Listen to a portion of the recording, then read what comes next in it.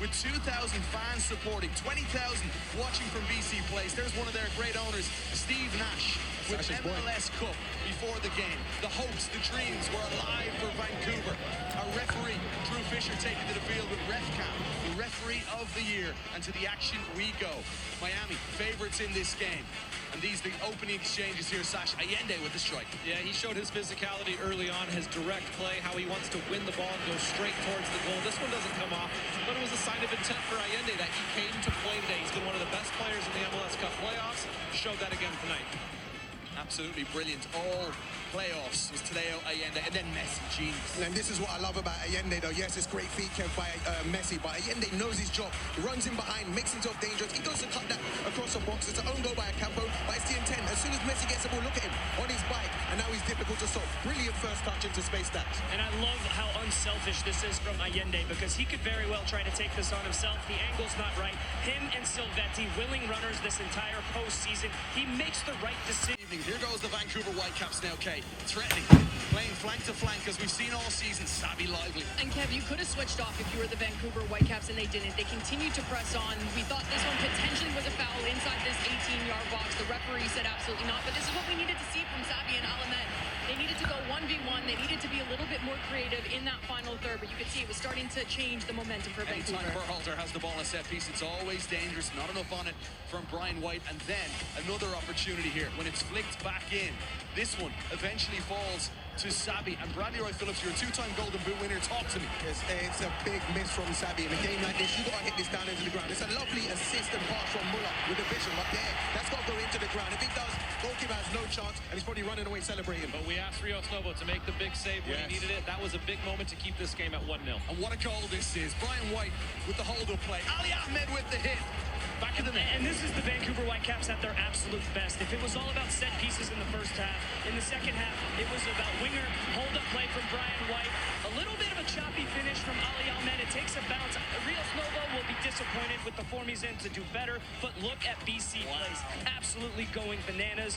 What a turnout from them. That was the impetus that Vancouver needed to go on and try to get that second goal. Best season in Vancouver Whitecaps history in Major League Soccer since 2011. Them going looking for the winning goal now. This was just moments after they scored. And how close was this? This is Savvy as well at his best, driving, running at defenders. But then look at this for a strike. Hits it very well. How unfortunate can you be? If you think that's unlucky, watch the follow-up. Hits the post again, Daxi. 3 posts, boom, boom, boom. In 4 seconds. Crazy. The momentum of the game in this moment was all with Vancouver.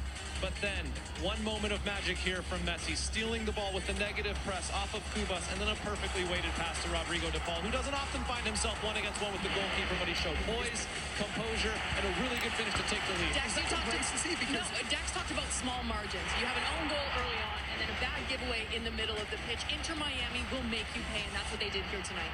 We saw from Kubas how good he was in the playoffs. When he was great against San Diego, he was playing efficiently and simple. One moment, Messi strips you, he makes you pay. And look at what it means to Mascherano. First-year head coach, the legendary Argentine, Javier Mascherano, watching his compatriots do some work here. The World Cup champions, Messi and De Paul. And then, the 96th minute, Miami would go and wrap this up, becoming MLS Cup champions. On his last day, Jordi Alba, you got to give him the second assist there. But again, lovely pass through from Messi to Allende, and he goes through. Once he's in on goals at this time and moment, he don't ever look like he's going to miss. Look at this for a first touch. Now that takes the defender out of the game. By the way, Allende was sick this week. He missed training. Then he steps up in the biggest moments. Yes, we talk about Lionel Messi, Sergio Busquets, Luis Suarez, but look at Allende. In the postseason, he's been phenomenal with Inter Miami. Hey, back at center back now. Javier, you're not allowed to go that far on the field, all right, pal? But we're going to let it slide. Allende deserves a lot of credit.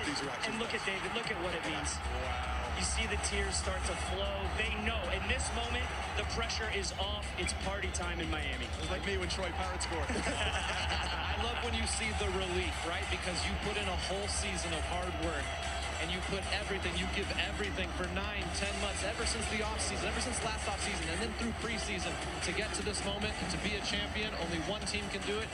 Inter Miami stood the tallest today. Lionel Messi lifting the Philip F. Anschutz Trophy. Major League Soccer champions here in 2025. Congratulations, Inter Miami. This was a